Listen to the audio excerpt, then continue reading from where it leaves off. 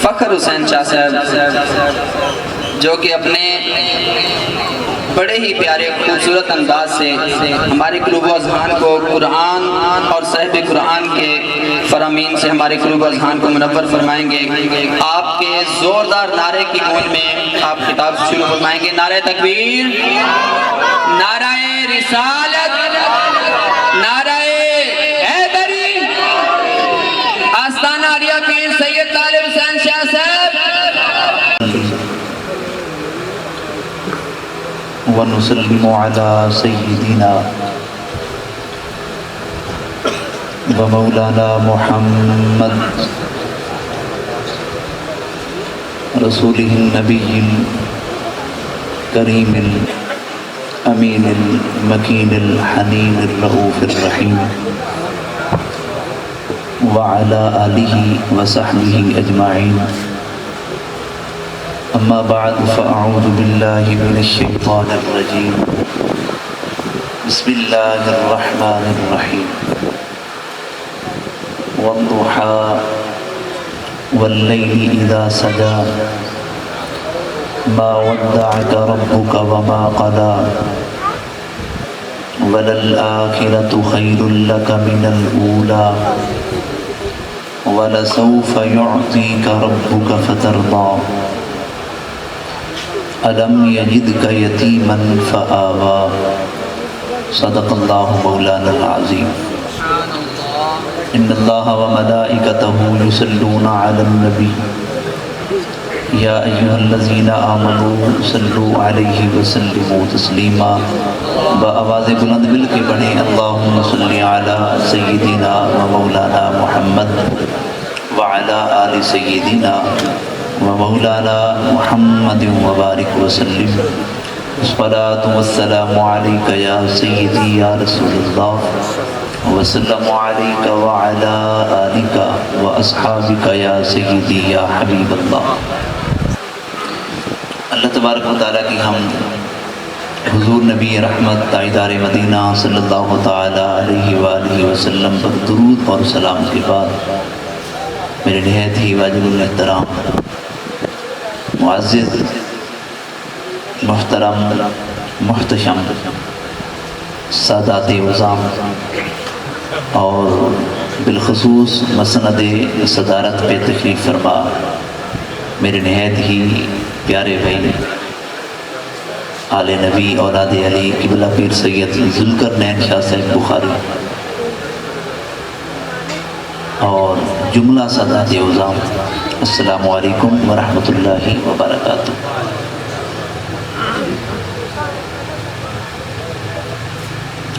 اللہ تبارک و تعالیٰ کی بلند و پاک بارگاہ میں حمد اور صلات کے بعد بلا تمہید و بلا تاخیر میں اپنی گفتگو کا آغاز کرتا ہوں۔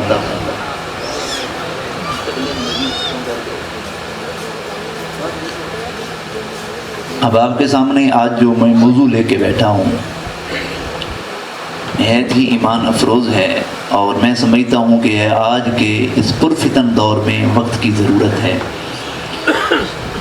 میں امید کرتا ہوں کہ اب آپ جہاں بیٹھے ہیں اپنے دل کے کانوں کو کھلا رکھیں گے اور پوری توجہ سے یکسوئی سے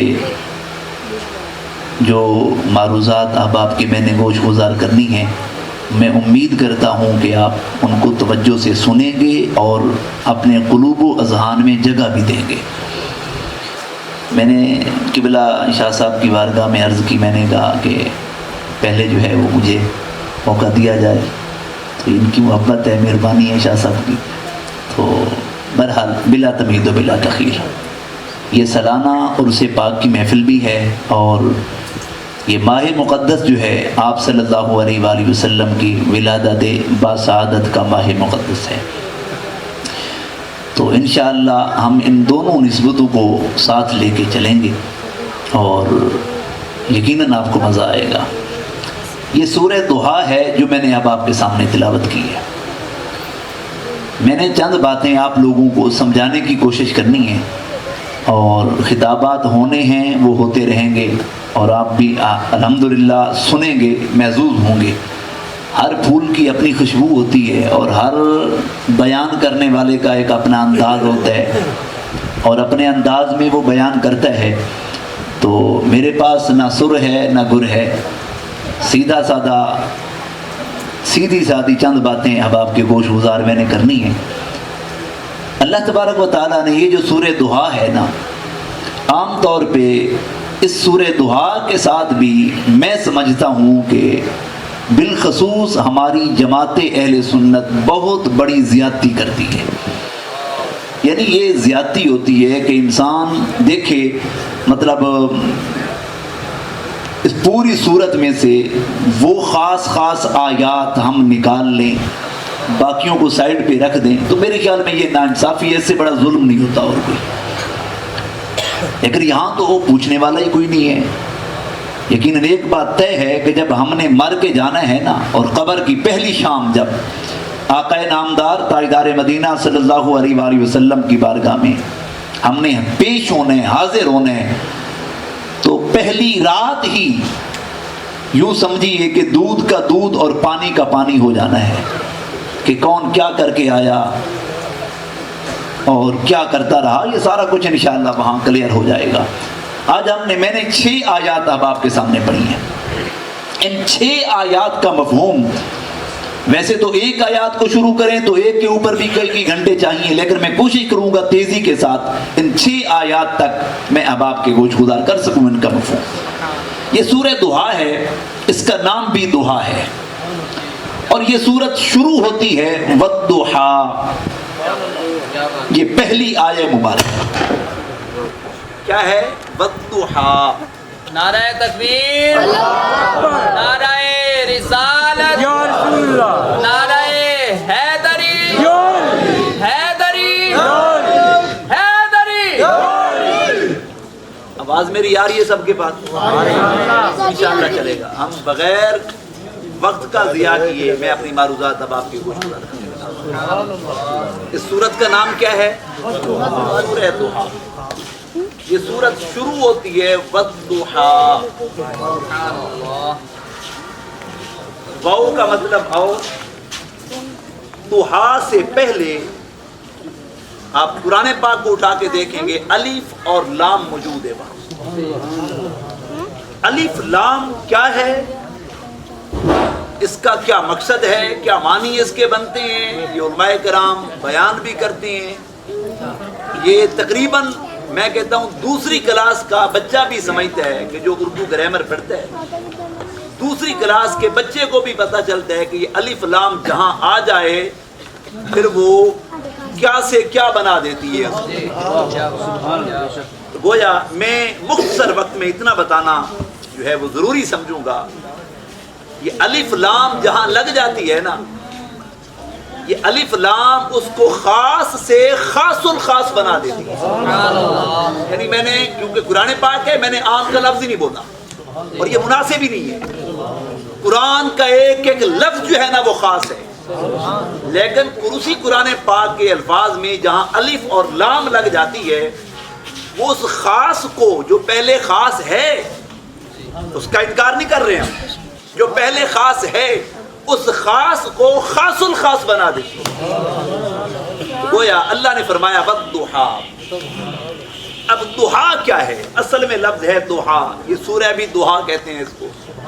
یہ الف لام تو اس دہا کو واضح کر رہی ہے نا، واو کا مطلب بن گیا، اور اللہ نے فرمایا والضحیٰ۔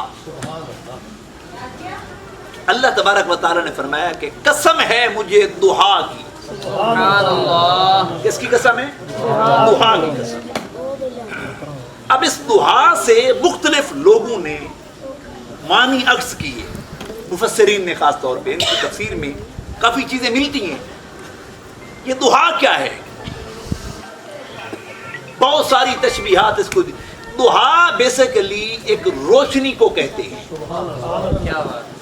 اب روشنی بے شمار ہے، اب یہ مووی بن رہی ہے، یہ سامنے اس کے اوپر ایک لائٹ لگی ہے، یہ بھی ایک روشنی ہے، بلب کی یہ بھی ایک روشنی ہوتی ہے، چاند کی بھی روشنی ہے، سورج کی بھی روشنی ہے، ستاروں کو بھی روشنی ہوتی ہے، لیکن یہ ساری روشنیاں برابر نہیں ہیں۔ باری تعالیٰ یہ کون سی روشنی ہے؟ ہمیں کیسا پتہ چلے گا کہ تو جس روشنی کی قسم اٹھا رہا ہے یہ کس روشنی کو کہتے ہیں؟ اس کے اوپر پھر علیحدہ سے کلام ہوتا ہے، مفسرین کرام نے کلام کیا اس کے اوپر علیحدہ سے، اس کو سنیں ذرا کیا کلام کیا۔ وہ کہتے ہیں یہ دعا کی جو روشنی ہے نا، یہ خاص روشنی ہے، خاص روشنی۔ میں انہی روشنی کو مزید کھولتا ہوں۔ کچھ روشنیاں ایسی ہوتی ہیں کہ جو اپنے اندر تپش رکھتی ہیں، میری بات سمجھ آ رہی ہے سب کو؟ اور کچھ روشنیاں ایسی ہوتی ہیں کہ جو اپنے اندر مٹھاس رکھتی ہیں۔ کرنا چاہتا ہوں، سورج کی بھی ایک روشنی ہے اور چاند کی بھی ایک روشنی ہے۔ یہ جو سورج کی روشنی ہے اس کے اندر تپش ہے۔ یہ جتنے ہم پھل کھاتے ہیں نا، یہ سورج کی روشنی سے پھل پکتے ہیں۔ اور یہ جو چاند ہے اس کی بھی ایک روشنی ہے، چاند کی روشنی کے اندر مٹھاس ہے۔ یہ بات سائنس بھی اس بات کو تسلیم کر چکی کہ یہ جو جتنے پھل ہیں نا ان کی بڑھاؤ یہ سورج کی روشنی سے ہوتا ہے، لیکن انہی پھلوں کے اندر یہ جو مٹھاس ہوتی ہے یہ چاند کی روشنی سے پھلوں کے اندر مٹھاس آتی ہے وہ بھی روشنی ہے، یہ بھی روشنی، لیکن دونوں کی مطلب جدا جدا، مطلب ان دونوں کے اندر فرق ہے۔ باری تعالیٰ یہ دعا کس روشنی کو کہتے ہیں؟ کچھ روشنی اپنے اندر تپش رکھتی ہے، کچھ مٹھاس رکھتی ہے۔ تو دعا کی روشنی وہ خاص روشنی ہے کہ جو جس کے اندر تپش بھی نہیں ہوتی اور زیادہ وہ میٹھا پن بھی نہیں ہوتا، یعنی برابری والی روشنی۔ وہ کہتے ہیں کہ یہ خاص طور پہ یہ جو سورج نکلتا ہے اور نکل کے جب سر پہ آتا ہے اپنے عروج پہ اس کی تپش ہوتی ہے، لیکن جب سورج نکل رہا ہوتا ہے اس وقت اس کے اندر تھوڑی ٹھنڈک پائی جاتی ہے۔ تو گویا یہ جو تپش اور ٹھنڈک کے درمیان کا وقت ہے اس وقت کو دعا کہتے ہیں، اس وقت کو دعا کہتے ہیں۔ لیکن پھر مفسرین کرام نے ایک اور بات لکھی اس کے اوپر، اور بات لکھی کیا؟ کہا کہ یہ جو روشنی ہے اللہ کو کیا ضرورت کہ وہ روشنی کی قسم اٹھائے؟ پھر اس کے اوپر اور بحث ہوتی ہے، مفسرین کرام نے بحث کی۔ وہ کہتے ہیں اللہ تبارک و تعالیٰ نے روشنی کی قسم اس لیے اٹھائی کیونکہ انسان کو منزل تک پہنچنے کے لیے روشنی کی ضرورت ہوتی ہے۔ روشنی کے بغیر انسان منزل پا ہی نہیں سکتا۔ تو اس لیے آپ ابھی یہاں سے نکلیں اور موٹر سائیکل لیں، آپ کے پاس بڑی وی آئی پی موٹر سائیکل ہو، لیکن اسی موٹر سائیکل میں مطلب اس کی جو لائٹ ہے وہ ہو خراب، تو مجھے بتائیں کیا وہ آپ کی موٹر سائیکل آپ کو صحیح سلامت اندھیروں سے گزارتی ہوئی منزل تک لے جائے گی؟ بولے ذرا، نہیں۔ تو گویا منزل تک پہنچنے کے لیے جب راستوں کا تعین کرنا ہے ہم نے اور راستوں کی پرکھ کرنی ہے تو اس کے لیے ضرورت ہے روشنی کی۔ اور آئیں چلیں اس دور میں کہ وہ دور جہاں اندھیرا ہی اندھیرا تھا۔ کس چیز کا اندھیرا؟ جہالت کا اندھیرا، جہالت کا اندھیرا۔ بت پرستی اپنے عروج پہ تھی، جہالت اپنے عروج پہ تھی، اور جہالت کا عالم یہ تھا کہ لوگ اپنی ماؤں کو عرب کی منڈیوں میں جا کے بیچا کرتے تھے۔ جہالت اس نہج پہ پہنچ چکی تھی کہ بڑا بیٹا اپنے باپ کے فوت ہو جانے کے بعد ماں سے اس کے نکاح کو جائز سمجھا جاتا تھا۔ جہالت اس نہج پہ پہنچ چکی تھی کہ خود باپ اپنے ہاتھوں سے اپنی بیٹی کو زندہ درگور کرتا۔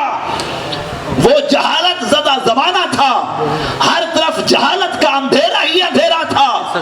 اور پھر اس وقت وہ دعا کی روشنی پھوٹی، ایسی روشنی کہ جس نے ماؤں کو عزتیں دی، وہ روشنی کہ جس روشنی سے بہن کے वकार लोगों के सामने आया हुआ, वो रोशनी कि जिसके सामने बड़े छोटे की तमीज का फर्क किया जा सके, वो रोशनी कौन है?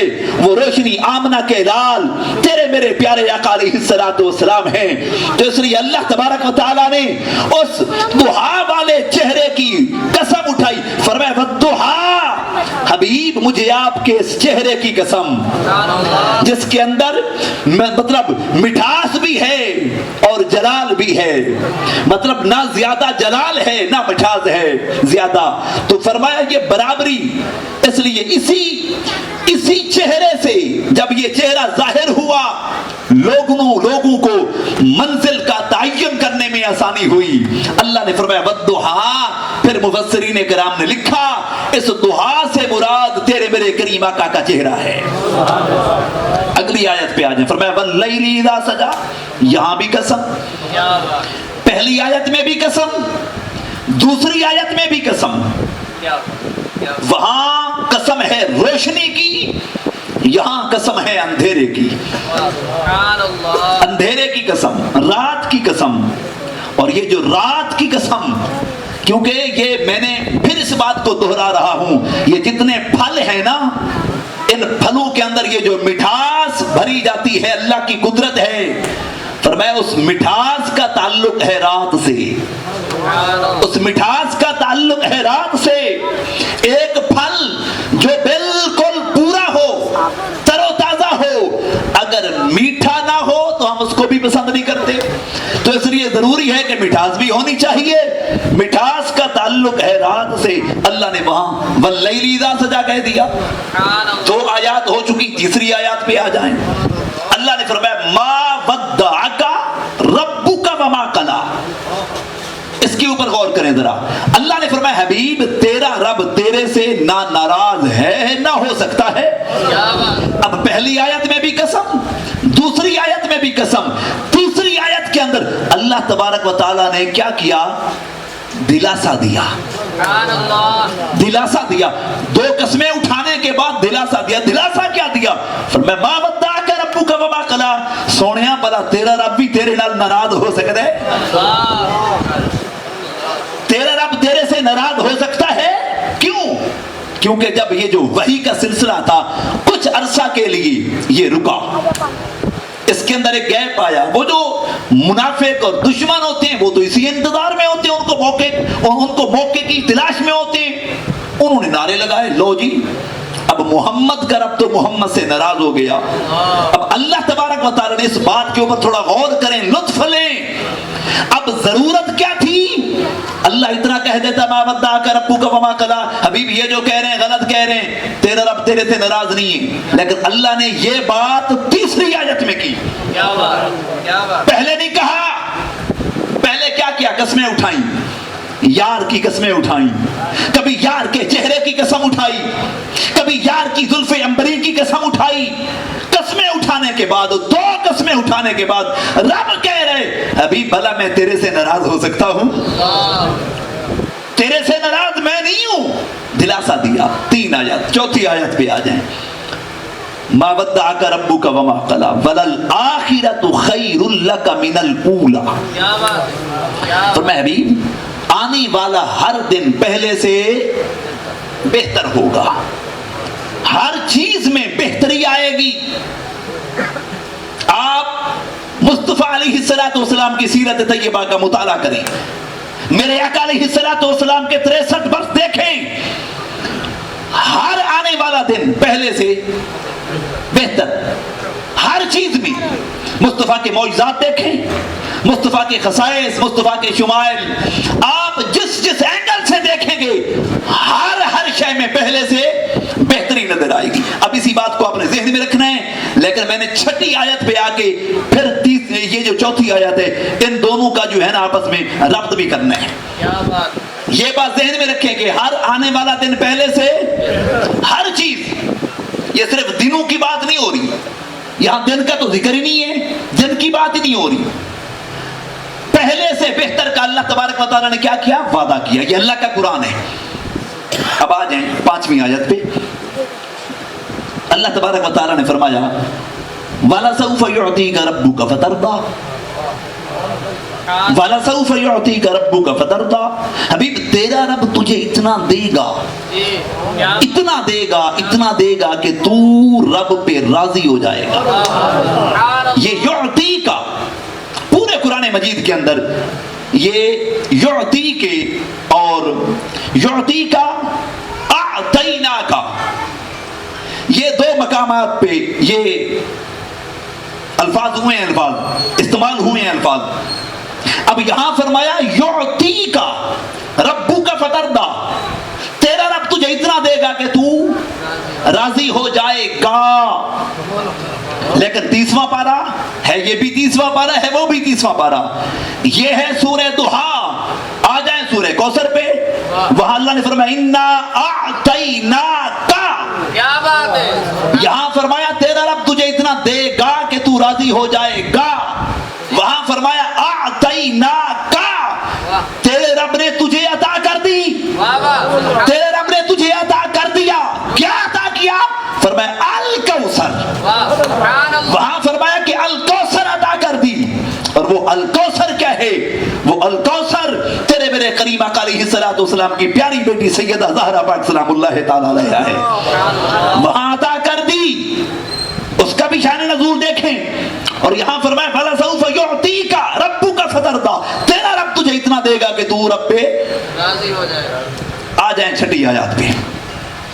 یہاں اب ڈنڈی لگنا شروع ہوتی ہے۔ اللہ اکبر، چھٹی آیات میں کیا فرمایا؟ فرمایا أَلَمْ يَجِدْكَ يَتِيمًا فَآوَى، سبحان اللہ، أَلَمْ يَجِدْكَ يَتِيمًا فَآوَى۔ میں بڑی تیزی کے ساتھ میں آگے چل رہا ہوں اور میں نے مختصر وقت میں اپنی گفتگو کو کلوز بھی کرنا ہے، اور یہ شاہ صاحبان کی مہربانی کہ انہوں نے چلو موقع دیا، تو میں کوشش کرتا ہوں میرے بعد اعلیٰ سے اعلیٰ خطابات ہونے ہیں، اور میں اپنے دوسرے بھائیوں کا وقت جو ہے نا اس کو بچاؤں۔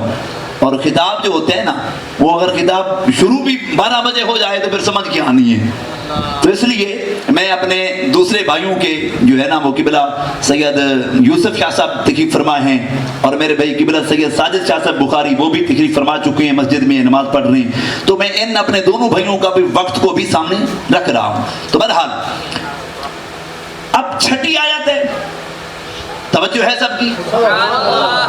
أَلَمْ يَجِدْكَ يَتِيمًا فَآوَى، فرمایا حبیب تیرے رب نے جب تجھے یتیم پایا، میرے آقا کی یتیمی کا ذکر آیا، یتیم پایا۔ یتیم کہتے کسے ہیں؟ یتیم صرف وہ نہیں ہوتا کہ جس کا باپ نہ ہو، صرف میں نے لفظ بولے صرف کا، صرف وہ یتیم نہیں ہوتا کہ جس کا باپ نہ ہو، بلکہ یتیم اسے کہا جاتا ہے کہ جس کی کفالت کرنے والا کوئی نہ ہو، جس کی کفالت کرنے والا کوئی نہ ہو، جس کو پالنے پوسنے والا کوئی نہ ہو، کیونکہ یہ جو پالنے والی ذمہ داری ہے سب سے پہلے والد پہ آتی ہے، تو اس لیے جب والد چلا جاتا ہے تو ہم کہتے ہیں یہ بچہ یتیم ہو گیا، اور والد کا مقام یہ ہے، اس پالنے والے کا مقام یہ ہے کہ اس پالنے والے کو اللہ تبارک و تعالیٰ کا یہ جو صفت ہے نا رب کی، اللہ تبارک و تعالیٰ نے قرآن مجید میں، کیونکہ باپ ہے پالنے والا، اللہ تعالیٰ نے باپ کے لیے لفظ رب کا استعمال کیا ہے، سبحان اللہ، سبحان اللہ، لفظ رب کا استعمال باپ کے لیے بھی ہوا ہے، رب کا مطلب ہے پالنے والا۔ تو گویا یتیم وہ ہوتا ہے کہ جس کی کفالت کرنے والا کوئی نہ ہو، کہ جس کے آگے سیسا پلائی دیوار کی طرح دشمنوں کے سامنے کھڑا ہونے والا کوئی نہ ہو۔ کیا بات ہے، اب آئیے اللہ نے فرمایا أَلَمْ يَجِدْكَ يَتِيمًا فَآوَى، حبیب جب تیرے رب نے تجھے یتیم پایا، فآوَى، تو تیری اس یتیمی کے احساس کو دور کرنے کے لیے بہترین کفیل کا بندوبست کر دیا۔ أَلَمْ يَجِدْكَ يَتِيمًا فَآوَى، تیری اس احساس یتیمی کو دور کرنے کے لیے، اب یہ کیسے ہو سکتا تھا؟ ہو نبیوں کا سردار اور اللہ کوئی کمی رہنے دے؟ اب تربیت ہو رہی ہے نبیوں کے سردار کی، اب اللہ کمی رہنے دے؟ یہ ہو نہیں سکتا۔ گویا ہاں آپ کے والد ماجد، اب آئیں ذرا حضور اکرم صلی اللہ علیہ وسلم کی ولادت پہ آ جائیے. میرے آقا علیہ الصلوۃ والسلام آپ اس دنیا میں آنے سے پہلے آپ کے والد ماجد حضرت عبداللہ، کیا نام ہے حضرت، اور اونچا بول رہے ہیں، حضرت عبداللہ. اب آج تو ہم اس دور میں جی رہے ہیں جس دور میں لوگوں نے نبی کے والدین کو بھی نہیں بخشا. دادا چچا تو دور کی بات، چلو وہ بھی اپنا مقام ان کا، ہم دور کی بات بھی نہیں کہتے. والد کو نہیں بخشا. اب نام ہے عبداللہ. عبداللہ کا مطلب کیا ہے؟ اللہ کا، بولے اللہ کا، اور اونچا بولے اللہ کا. جن کا نام یہ ہے اللہ کا بندہ، تو وہ اس اللہ کے علاوہ کسی اور کی عبادت کیسے کر سکتا ہے؟ تو گویا حضرت عبداللہ کا نام بتاتا ہے کہ جو آپ کے ایمان پہ شک کرے ہمیں ان کے ایمان پہ شک ہے. جی کیا بات، جو آپ کے ایمان پہ شک کرے پھر ہمیں حق حاصل ہے کہ ہم ان کے ایمان پہ شک کریں. تو گویا حضرت عبداللہ آپ کا ہو گیا مثال، حضرت عبداللہ کا بھی ہو گیا مثال. دنیا میں سب سے زیادہ جو بچے کو تربیت میں، پرورش میں اور ہر حوالے سے جو بیٹے کے آگے ایک سیسا پلائی دیوار کی مانند ہوتا ہے، وہ سب سے پہلے باپ ہوتا ہے. اب آئیے میرے آقا کی سیرت طیبہ کو دیکھیے. اللہ تبارک و تعالیٰ نے حضور اکرم صلی اللہ علیہ وسلم کو اس دنیا میں بھیجنے سے پہلے آپ کے والد کو اٹھا لیا. چوتھی آیت میں کیا فرمایا؟ وَلَلْآخِرَةُ خَيْرٌ لَكَ، وہ یاد ہے نا؟ اب وہاں وعدہ بھی کر دیا پہلے سے آنے والا، بولو بہتر. اب ہوا کیا؟ یہ صرف مطلب آپ ایک اینگل میں ان چیزوں کو نہیں دیکھ سکتے. جب نبی کی بات ہو رہی ہے تو نبی کے ہر پہلو کو اس آیت پہ رکھیں آپ. نبی کے علم کی بات ہو تو وہ بھی یہی آیت وَلَلْآخِرَةُ خَيْرٌ لَكَ مِنَ الْأُولَىٰ. نبی علیہ الصلوۃ والسلام کے عمل کی بات ہو تو پھر بھی اسی آیت پہ سامنے آئیں وَلَلْآخِرَةُ خَيْرٌ لَكَ مِنَ الْأُولَىٰ.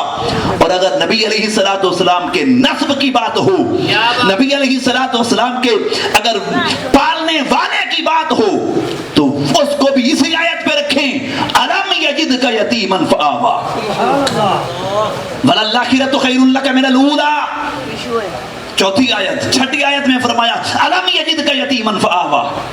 کیا اللہ نے فرمایا حبیب تیرے رب نے جب تجھے یتیم پایا تو احساس یتیمی کو دور کرنے کے لیے، میں پھر کہہ رہا ہوں یہ یتیم صرف وہ نہیں ہوتا، میں صرف کا لفظ بولا ہوں، یعنی یتیم صرف وہ نہیں ہوتا کہ جس کا باپ نہ ہو، صرف وہ نہیں ہوتا، بلکہ یتیم وہ ہوتا ہے کہ جس کی پرورش کرنے والا، جس کو پالنے والا کوئی نہ ہو. حقیقی پالنے والا تو اللہ ہے، وہ رب ہے. ہم قرآن کی آیت شروع اسی سے کرتے ہیں الحمدللہ رب العالمین، وہ عالمین کے پالنے والا ہے. لیکن یہی لفظ رب اللہ تبارک و تعالیٰ نے باپ کے لیے بھی استعمال کیا ہے. وہ لا شریک ہے، لیکن اسی رب ذوالجلال نے یہ لفظ رب والد کے لیے استعمال کیا کیونکہ والد پالتا ہے. تو اب آئیے اللہ نے فرمایا الم یجدک یتیما فآویٰ. یقین جانیے باپ جو ہوتا ہے نا، آپ پوچھیے ان سے جن کے باپ نہیں ہیں، بہت ساری باتیں انسانوں کو سننی پڑتی ہیں. باپ ہوتا ہے، خدا کی قسم باپ ہوتا ہے. اور ہم خود، میں اگر اپنی بات کروں، ہم اس پراثت سے گزرے ہیں. 7 سال کا میں تھا یا 8 سال کا کم پہ جب میرے والد محترم اس دنیا سے اٹھے.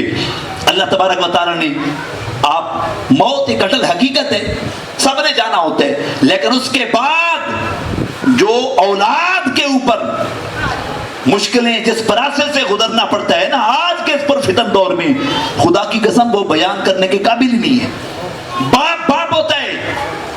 باپ کی قدر آپ کو تب ہوگی جب آپ کا باپ کا سایہ آپ کے سر سے اٹھ جائے گا.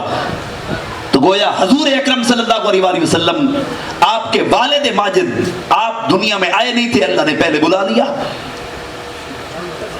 آپ کی والدہ چند سالوں بعد آپ کا بھی وصال ہو گیا. दुनिया में सबसे बड़ा सहारा या होता है बाप या होता है माँ, या होता है बाप या होती है माँ। अल्लाह ने बाप को भी बुला लिया पहले, अब माँ को भी बुला लिया। फिर क्या हुआ, माँ और बाप के बाद सबसे बड़ा सहारा जो बनता है वो दादा बनता है। सुभान अल्लाह। दादा जब जिंदा हो ना, दादा, ये दादा दादी ये जब जिंदा हो ना, खुदा की कसम ये भी जो है ना, ये दीवार बनते हैं अपने बच्चों के आगे। मुझे अच्छी तरह याद है कि अगर मतलब मेरा चाचू या फुफियाँ हमारी कभी कोई बात कर देती ना, तो दादी या दादा, यकीन करें ये उनके ऐसे गले फिट होती थी, जुर्रत नहीं होती थी उनको कोई बात करे। हमें तरीका हर एक अपना होता था। ये दादा सबसे बड़ा सहारा होता है। अल्लाह ने दादे को भी बुला लिया, लेकिन चौथी आयत में क्या फरमाया, बरल आखिरतु खैरुल लक मिनल ऊला। छठी आयत में फरमा दिया, अलम यजिदका यतीमन फआवा। हबीब, जब हमने आपको यतीम पाया तो आपके उस एहसास यतीमे को दूर करने के लिए हमने बेहतरीन कफील का बंदोबस्त किया, बेहतरीन पालने वाले का बंदोबस्त किया। अब उठाएं सारी तफसीरें। जिस मर्जी मकतबे फिक्र से ताल्लुक रखते हो, शिया हो तुझे शिया होना मुबारक, तू देवबंदी है तुझे देवबंदी होना मुबारक, तू अहले हदीस है तुझे अहले हदीस होना मुबारक। तू जिस मर्जी मकतबे फिक्र से ताल्लुक रखता है, उठा सारी तफसीरें, पढ़। फआवा से मुराद क्या है? क्या बात है। फआवा से मुराद किसको लिया गया? फआवा से मुराद जिस हस्ती को लिया गया, उस हस्ती का नामे नामी इसमें गिरामी हजरत अबू तालिब अलैहिस्सलाम है। नारे तकबीर, नारे रिसालत, नारे हैदरी। अल्लाह फरमाते अलम यजिदका यतीमन फआवा। हबीब, जब हमने आपको ये जो यतीमी भी एक अल्लाह की, मैं समझता हूं कि और हकीकत में ये भी अल्लाह की एक नेमत है। अल्लाह तबारक व तआला ने यतीमी वाली नेमत दे के भी एहसास यतीमी नहीं होने दिया। उस एहसास यतीमी को दूर करने के लिए अल्लाह फरमाते हैं फावा, मैंने बेहतरीन बंदोबस्त कर दिया। वो बेहतरीन कारसाज है, वो रब है ना, और उस रब ने जिस हस्ती का इंतखाब किया, आज हम इस परफिदन दौर में जी रहे हैं, ऐसे लोगों में जी रहे हैं, ऐसे कलमा पढ़ने वालों में हम हैं, जी रहे हैं, जिसको कुरान कहे अलम यजिद का यतीमन फआवा, जो आवा का मिस्दाक ठहरे। हमने उसी के ईमान पे शक किया, हमने उसी के ईमान पे शक किया। कईयों ने, अब हजूर की उम्मत में 3 तरह के तबकात हैं हजरत अबू तालिब के हवाले से। एक वो है जो सिरे से आपके ईमान का कहर नहीं है, जो सिरे से आपके ईमान का कहर नहीं है, कहते नहीं जी पत्नी। बहरहाल एक वो तबका पाया जाता है जो कहते हैं जी 80 दिन उन्होंने नारे मारने थे ना, उन्होंने 80 चुप ही रहने, बस जो जिधर है ठीक है, ऐसी चुप ही है गया। ये भी हजूर की उम्मत की बात कर रहा हूं मैं, किसी मसलक की बात नहीं कर रहा, हजूर की उम्मत की बात कर रहा हूं। और एक तबका वो है जो कहते हैं जो फआवा का मिस्दाक ठहरे। हम उस जो है ना, वो इतने बड़े ईमान वाले पे अपनी जुबान खामोश क्यों रखें? हम तो गज वज के आपके ईमान का ऐलान करते हैं। तो एक तबका ये है। अब 3 तरह के तबकात हैं हजूर की उम्मत में, कहते सारे अपने आप को सबसे बड़ा आशिक हैं, तरीका अपना अपना सबका। बहरहाल आए 1-2 बातें मैं हजरत अबू तालिब के ईमान पे करके अपनी गुफ्तगू मुकम्मल करता हूँ। एक अकली दलील आपके सामने रखने लगा हूँ। पहले आप वो नक्शा ज़हन के अंदर रखें जब पूरा अरब आपका मुखालिफ था, और बिलखसूस वो वक्त याद करें जो शेब अबी तालिब के 3 साल कता ताल्लुक किया गया, सोशल बाइकाट हो चुका था, सोशल बाइकाट हो चुका था, लेन देन कलाम तो आम सारी चीजें बैन लग चुका था। नारे तकबीर, नारे रिसालत, नारे हैदरी, नारे तकबीर, नारे रिसालत, नारे हैदरी।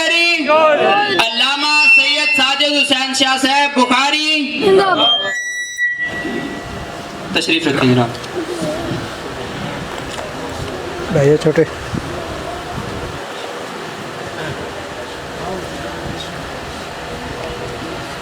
سمجھ آ رہی ہے میری بات کی؟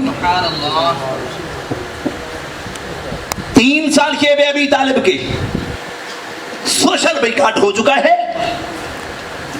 اور اس سوشل بائیکاٹ میں کفار کے سامنے جو سیسا بلائی دیوار، اور بالخصوص وہ جو جس جگہ پہ مطلب وہ آپ آرام فرماتے، جس حجرے مبارک کے اندر، وہ کس کا تھا؟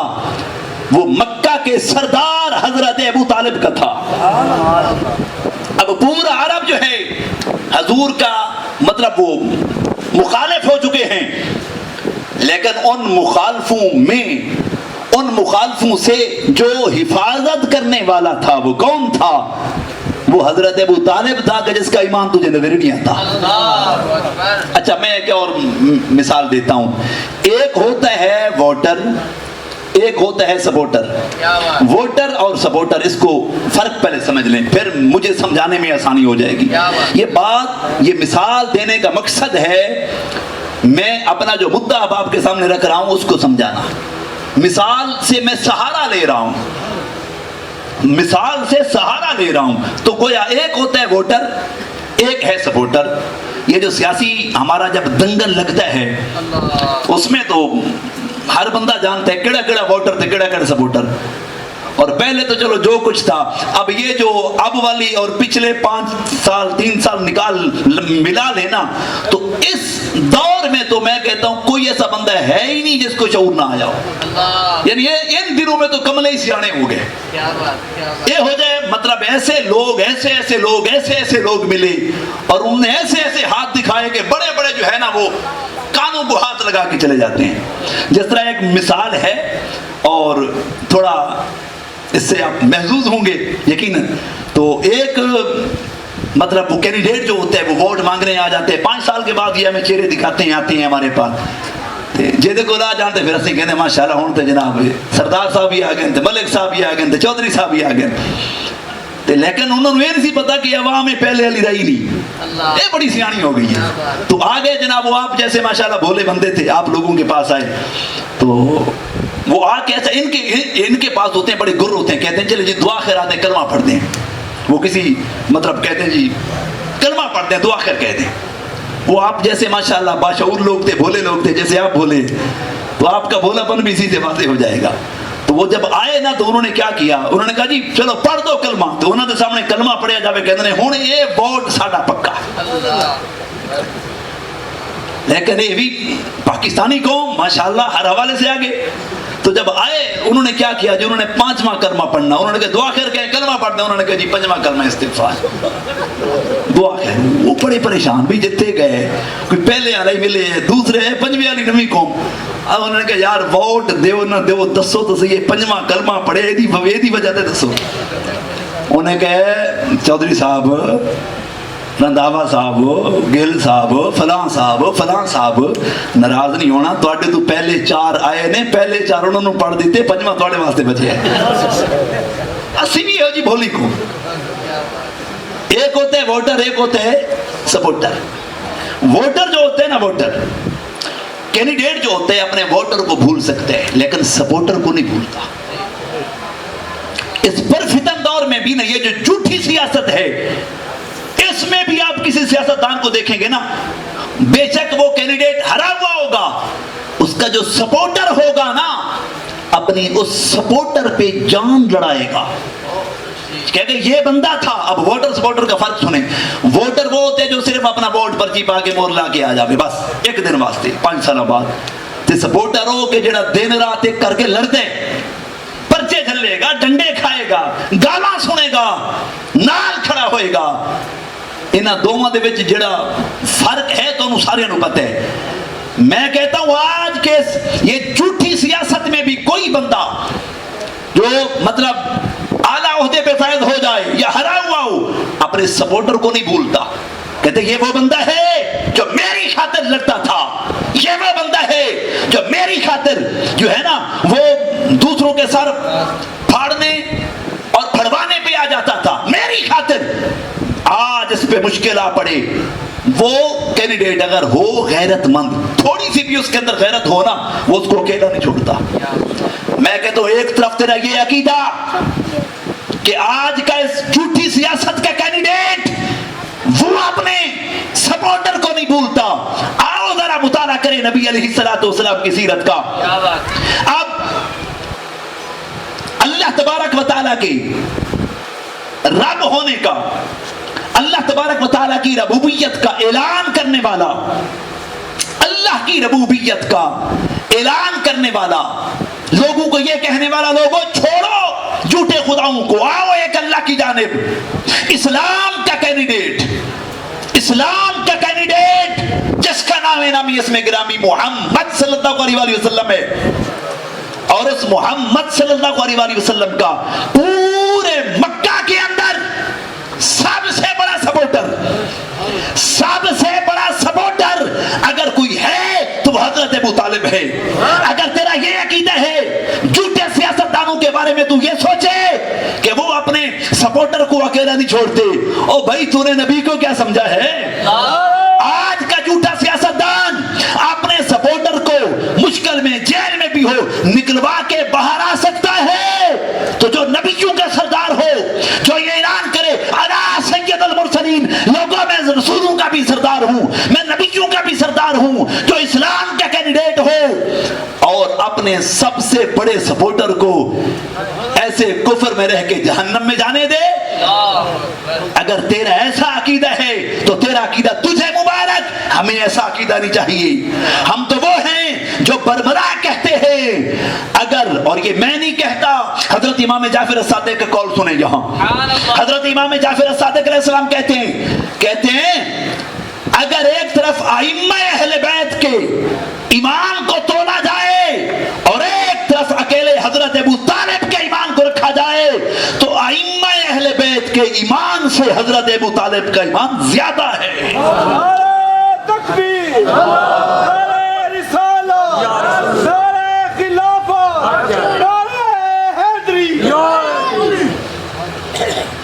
بات وہی آ جاتی ہے نا، من کی چیزیں اٹھا لی جو مزاج کو اچھی لگیں، اور جو مزاج کو اچھی نہ لگے ہم اس کے قریب جاتے ہی نہیں ہیں۔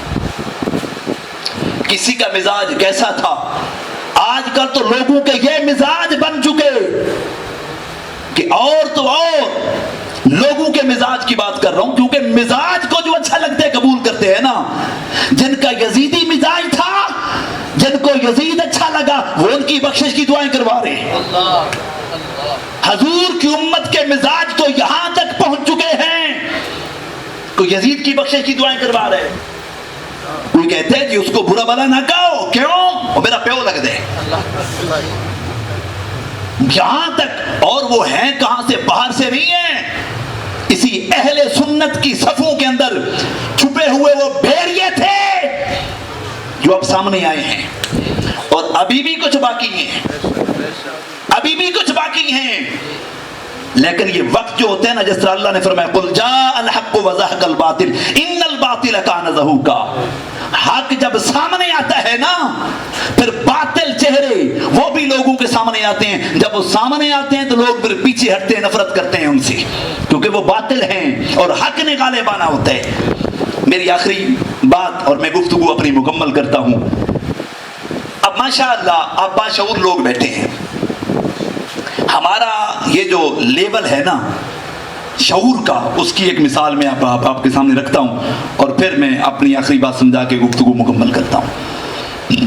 آج ہم کوئی دو بندی ہے نا، وہ دو بندی اپنے مکتب فکر میں رہ کے، وہ جو باؤنڈری ایک ہم نے دی ہوئی ہے مسلکوں کی، ان کے اندر بس ہم گھومتے ہی رہتے ہیں، اور ہم کہتے ہیں بس پورا علم بھی یہ ہے، پوری دنیا بھی یہ ہے، سارا کچھ یہ ہے۔ یہ باہر نکلے تو اس کو پتہ چلے۔ بہرحال یہ سرکل ہیں، یہ سرکل ہیں، دو بندیت ایک سرکل ہے، اس کے اندر وہ اسی طرح اہل تشیع کو دیکھ لیں، اسی طرح اہل سنت کو دیکھ لیں، اسی طرح یہ سارے اپنے اپنے اس دائرے کے اندر ہوتے ہیں اور کہتے ہیں بس یہ سب کچھ ہے۔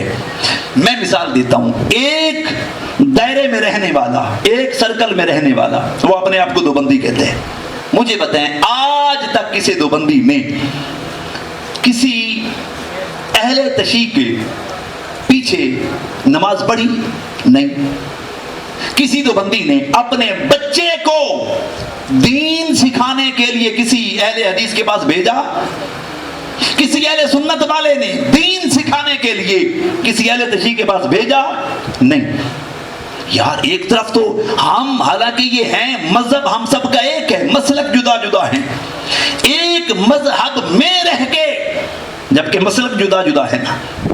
دیوبندیوں سے پوچھیں وہ بھی کہے گا ہمارا مذہب اسلام ہے، اہل تشیع سے پوچھیں کہے گا مذہب اسلام ہے، اہل سنت سے پوچھیں کہے گا مذہب اسلام ہے. مذہب سب کا ایک ہے، مسلک جدا جدا. یعنی ایک مذہب میں رہ کر دوسرے مسلک والے کو قبول نہیں کرتے ہم. نہ اس کے پاس اپنے بچے بھیجیں گے، نہ اس کے پیچھے نماز پڑھیں گے، نہ ان سے اپنے بچوں کو قرآن پڑھوائیں گے. ارے بابا جب تو اتنا غیرت مند ہے ایک مسلک والے سے دوسرے مسلک والے کے پاس نہیں بھیجتا. اگر تیرا یہ عقیدہ ہے کہ حضرت ابو طالب اسلام پہ نہیں تھے، یعنی ان کا مذہب جدا تھا، ان کا مذہب اور تھا، اسلام نہیں تھا بقول تیری، تو بھائی دیکھ ذرا. میں کہتا ہوں آج اپنے باپ اپنے بیٹے کو دوسری مسجد میں نہیں جانے دیتا، کہتے میرے بیٹے کا عقیدہ خراب ہو جائے گا. اگر حضرت ابو طالب کا مذہب اسلام نہیں تھا تو اٹھا صحیح حدیث ہیں. حضور اکرم تاجدار مدینہ صلی اللہ علیہ وسلم آپ جب نمازیں پڑھتے تھے تو متعدد روایات ملتی ہیں، امام نسائی بھی اس کو بیان کرتے ہیں کہ ان کے ساتھ ایک بچے کو پایا جاتا تھا، جیسے جیسے حضور کرتے وہ بچہ بھی ویسے کرتا. اور کسی نے پوچھ لے وہ جو بچہ چھوٹا حضور کے ساتھ جا کے نمازیں پڑھتا تھا وہ کون تھا؟ وہ حضرت ابو طالب کا بیٹا علی شیر خدا تھا. نعرہ تکبیر، نعرہ رسالت، نعرہ حیدری، شان سرکار ابو طالب. سبحان اللہ. ہم لوگ کس طرف چل پڑے یار؟ مطلب کی چیزیں ہم نے نکال لی جو ہمارے مزاج کے موافق تھی، ہمارے مزاج کے مطابق تھی، وہ لے لی ہم نے. جس طرح ہم کھانا کھانے بیٹھتے ہیں نا تے سامنے ایک بڑی برات آ جائے، دیکھیں گے بوٹی کیڑی ساڈے دل نو لگ رہی ہے، مزاج کے مطابق انہوں چک لانی تے عام طور تے لاتی چنگی لگتی ہے، اٹھا لیں گے.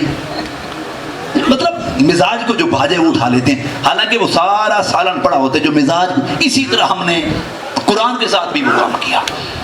جو چیزیں ہمارے مزاج کے، ہمارے مزاج جو بدل چکے ہیں نا، میں پھر کہہ رہا ہوں جس کا یزیدی مزاج ہوگا تو وہ تو دیکھے گا جہاں سے اس کو یزید ملے گا یزید کی طرف جائے گا. اب جس کا حسینی مزاج ہوگا وہ دیکھے گا اس کو جہاں بھی حسین نظر آئے گا حسین کی طرف بھاگ کے جائے گا. تو وہ جو سچا حسینی ہوگا نہ حسین کے بابا سے بغاوت کرے گا نہ حسین کے دادا سے بغاوت کرے گا. نانا کو تو سارے مان رہے ہیں نا، نانا کا ماننا بھی انہیں کا قبول ہوگا جو حسین کے بابا اور دادا کو بھی مانے. اللہ آپ کو مجھے عمل کی توفیق دے. کہنے کو بہت کچھ ہے، ٹائم ہم نے دیکھنا ہے اور ہمارے معزز مہمان تشریف فرما ہے.